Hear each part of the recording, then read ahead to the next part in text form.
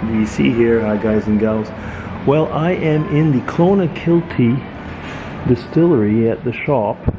I won't be able to make the tour before because of time constraints, but I'm actually making this video specifically for Andy. So food quick. So looky here, Andy. You were trying these the other day, and now I'm on the real spot. I know you told me in your comments you'd be really jealous, and I can get that. So I'm going to walk you around quickly, and I will probably be getting the port finish as well so I can make my own. Look at that. San Francisco World Spirits Competition, double gold medal. Cool. So this is a very, very nice shop. So we're in the town of Clonakilty. I just came from the model railway. So here you are. That's the Irish style of the Glencairns. So I've got a couple of those. They're slightly different. So here we are. This looks like the one. Yes, that's the Clonakilty port cast finish. So there we are. And that would be 53 euros over here. Okay, so we're just walking around. They have a lovely selection, but it's not surprising as we are at the distillery itself. So I think you can see that I am going to take some time and walk around, but I've already made up my mind. Oh look, they've got some gin here as well. Very, very cool. Wow, this is going to be another visit to Clonakilty, but only for the tour of the distillery for sure. Okay, everybody. So that will be DC signing off from the Clonakilty distillery shop. Take care, everybody. Bye. Okay, well, thank you very much. This is basically a private tour. I was not expecting this. It's nice when you get the opportunity that you can do things like this. This building was originally built as a bank. So it was never meant to be a distillery, so it did quite a bit.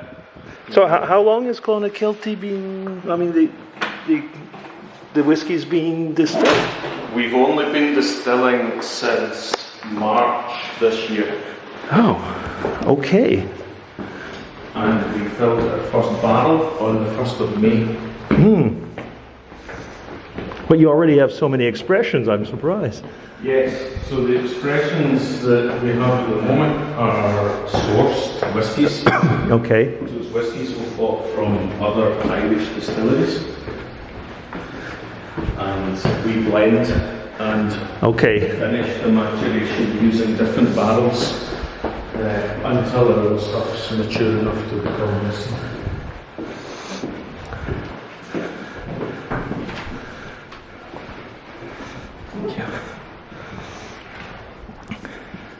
So nice exhibition space. Wow. And we use this as a holding meeting place for when people are arriving for the start of the tour. We give them some time to have a look around the exhibition. So you got a movie or whatever, and yeah, a little introduction movie. So our founder is a man called Michael Scully, and Michael's a farmer. Okay. So 10 kilometres southwest from here is Michael's family farm. Michael's the 8th generation.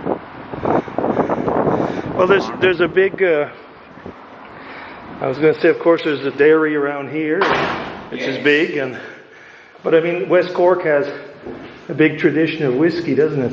Absolutely. Thank you. Watch the step there. Yep. And the tradition of distilling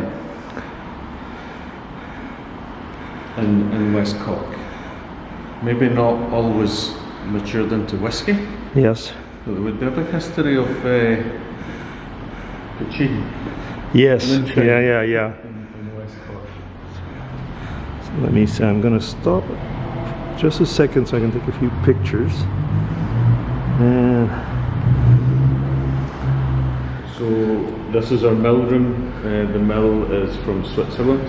oh, okay. It used to be a high specification because we are milling both malted barley and unmalted barley. Because we're making the quintessential Irish style Right, whiskey, which with is both, single yeah. still whiskey, using both. So the mill is capable of milling the two different. It's interesting you say it's from Switzerland because I'm from Switzerland actually. Oh, So cool. you see. Well, Bueller. Oh is the yes, company okay, that very they- much so. they- Okay, Yeah. big company, yeah. Absolutely, yeah. As soon as I mentioned Bueller to anyone from Switzerland or near that area, They immediately, yeah. one of our neighbours here is from Switzerland, and his father was over visiting. When I mentioned this, he started to tell me that his wife, that's now passed, used to operate a Bueller mill in a pencil factory. Yeah, so he was delighted to see her. I can imagine, yes. And I mean, we are talking about like so triple distilled. Triple distilled, yeah, so we have 3 copper pot stills. They were made by the family company of Barrison in Italy. Okay. So yeah, triple distilled, single pot still Irish whiskey. Wow. So it's what we're making. Well, I kind of say we're making single pot still new make spirit, and then it goes into a wooden barrel for 3 years before we can call it whiskey. Yeah. So we're making new make spirit in the distillery. That goes out to the warehouse, which is on the family farm. Okay. And we're maturing right on the edge of the Atlantic, on top of a cliff. So over the years, the whiskey will start to take on that nice, salty Atlantic. Geez, it's getting exciting. Absolutely. Wow. The miniature stills we use as part of our gin school. So on a Saturday night, people come in for a 2-hour experience with us, and they design and distill their own bottle of gin to take home. That is extremely impressive. Andy, you got to come. You were in Scotland. You got to come to Ireland now. Yeah, come and meet the Scotsman in Clonakilty. Yeah, so you get to hear myself raving about Irish whiskey. And I won't say on camera that Irish whiskey is better than Scotch. So you didn't hear it here.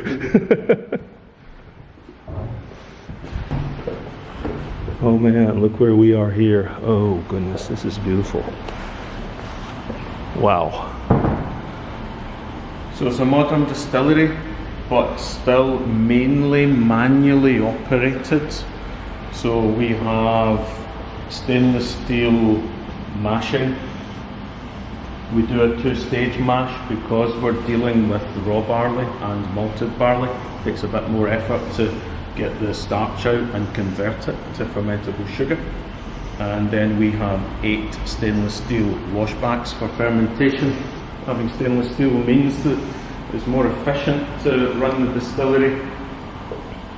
Although all the decisions are made by the distilling team, it's not automated. It's much more efficient for cleaning and operating, having it all stainless steel. Fermenters are fitted with cooling jackets because it gets hot in here. We're doing the whole process in the one room, in a lovely big glass box right on the wild Atlantic way, so everyone sees the stills as they drive past. So it gets really hot in here.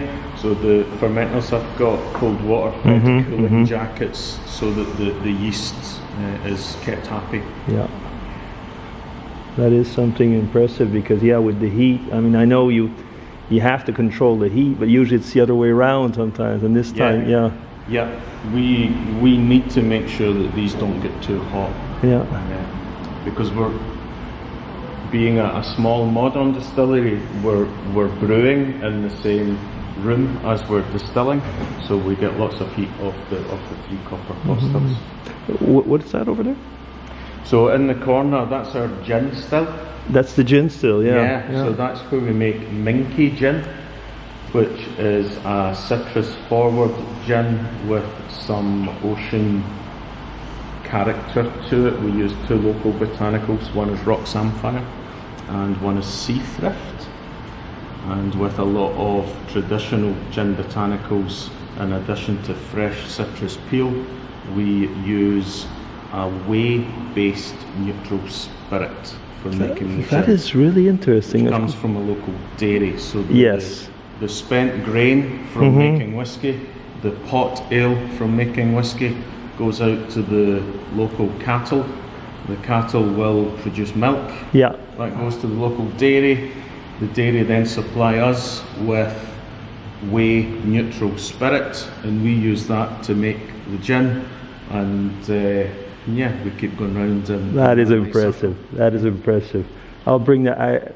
I actually work in a scientific part of a dairy. Okay, oh cool. I should bring that as one of our. I mean, I have seen in certain articles where they make gin, but I never actually seen a place where they do it. You know? Yeah, so there's, I know of 4 Irish gins that use whey neutral spirit.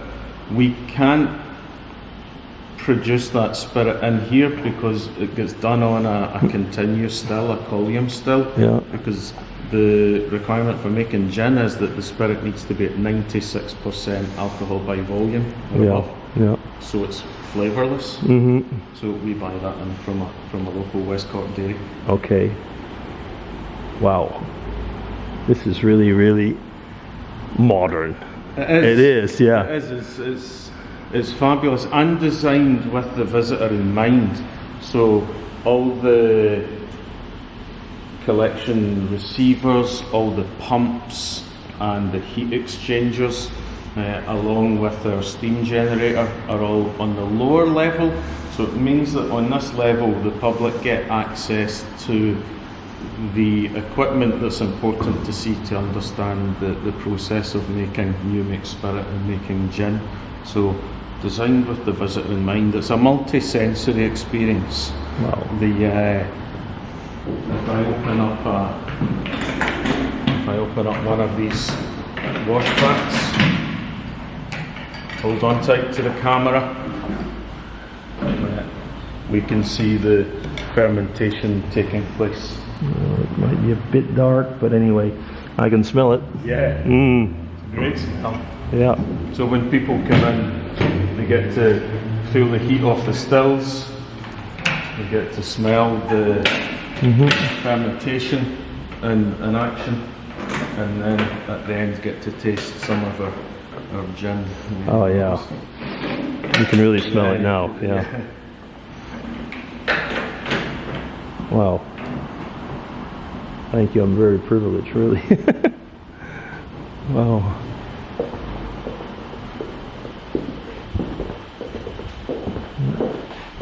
Yep. Thank you.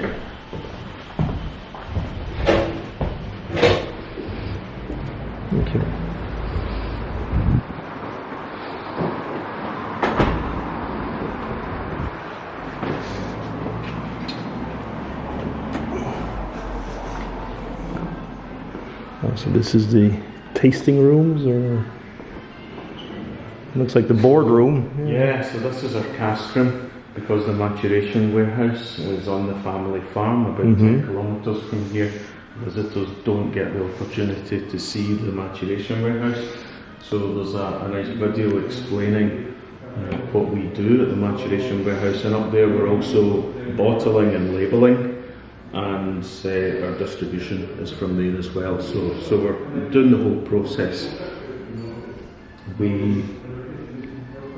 When we are cutting the whiskey to go into the bottles, we do it slowly. It's what we call the gentle cut. So we don't add all the water in one go. It's thought that might shock the whiskey, make it harsher. So we do it over a couple of weeks. So we take our time, even when we're cutting the bottle. Wow. Okay. So what is cask strength for when it's? Cask strength, it will depend on how long it's been matured for. Yeah. But yeah, I mean, after 10 years, it goes into cask at 63.5% ABV. Yeah, so after 10 years, 55 to 58, something like that. Yeah. Impressive. And then our speakeasy tasting bar is where the tour ends. This is where the tour would actually end, yes. Okay. People get to taste the whiskies and the gin here. And then we're back at this shop, I suppose. Like all good tourist attractions, it ends in the shop. It should, yes.